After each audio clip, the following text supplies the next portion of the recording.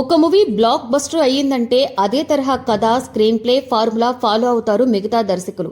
ఈ ప్రయోగం విజయవంతమైన సందర్భాలు కూడా ఉన్నాయి. తమిళ చిత్రం భాష ట్రెండ్ సెట్టర్. తెలుగులో కూడా ఈ మూవీ సంచలన విజయాన్ని సాధించింది. భాషా మూవీ కథ పరిశీలిస్తే హీరోకి ఒక భయంకరమైన మాఫియా ఫ్లాష్ బ్యాక్ ఉంటుంది. కానీ ఒక ఆశయం కోసం అజ్ఞాతంలో సాదాసీదా జీవితాన్ని గడుపుతాడు. అసలు హీరో నేపథ్యం ఏమిటి అనే సస్పెన్స్ ప్రేక్షకుడిని వెంటాడుతూ ఉంటుంది. అనేక రికార్డులను బద్దలు కొట్టినటువంటి భాషా మూవీ స్క్రీన్ ప్లే ఫార్మేట్ లో పలు చిత్రాలు వచ్చాయి. తెలుగు సినిమా బాక్సాఫీస్ కొల్లగొట్టిన సమరసింహారెడ్డి, నరసింహానాయుడు, ఇంద్ర ఇదే తరహా స్క్రీన్ ప్లేతో తెరకెక్కాయి. చెప్పాలంటే మహేష్ బాబుకి ఇండస్ట్రీ హిట్ ఇచ్చిన పోకిరి కూడా ఇదే కోవకు చెందిన మూవీ. పోకిరిలో హీరో నిజానికి ఐఏఎస్ ఆఫీసర్. మాఫియాను అంతం చేయడానికి అండర్ కవర్ లో ఉంటాడు. డబ్బులు తీసుకుని దందాలు చేసే ఒక చిన్న రౌడీ గ్యాంగ్స్టర్ ని అందరూ నమ్మిస్తారు.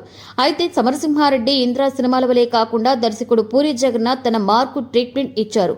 పోకిరి ప్రేక్షకులకు ఒక ఫ్రెష్ ఫీలింగ్ ని కలిగించింది. ప్రీ క్లైమాక్స్ వరకు కూడా ఎక్కడా హీరో పోలీస్ అండర్ కవర్ లో ఉన్నాడు అనే భావన ప్రేక్షకుడికి కలగదు. ప్రేక్షకుడి మైండ్ బ్లాక్ చేసే ఆ ట్విస్ట్ సినిమాకి హైలైట్ కాగా, మహేష్ బాబు నటించిన పోకిరిని ఫాలో అయిన ఎన్టీఆర్ కి 2 డిజాస్టర్లు పడ్డాయి.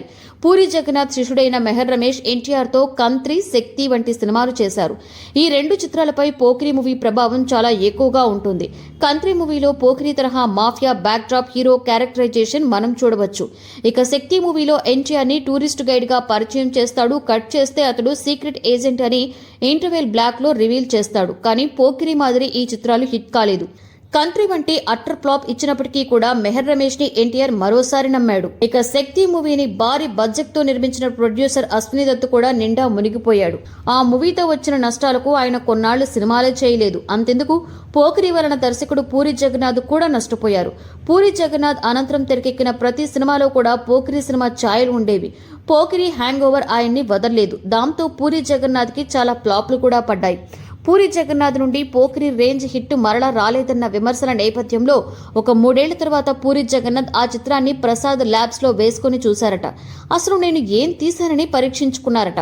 పూరి జగన్నాథ్ కి ఏమీ అర్థం కాలేదట. ఆ మూవీ ఎందుకు ఇండస్ట్రీ హిట్ అయిందో కూడా తెలియలేదట. కాబట్టి ఏ సినిమా ఎందుకు హిట్ అవుతుందో, ఎందుకు ఫ్లాప్ అవుతుందో చెప్పలేము అని పూరి జగన్నాథ్ ఓ సందర్భంలో పోకిరి చిత్రాన్ని ఉద్దేశించి అన్నారు.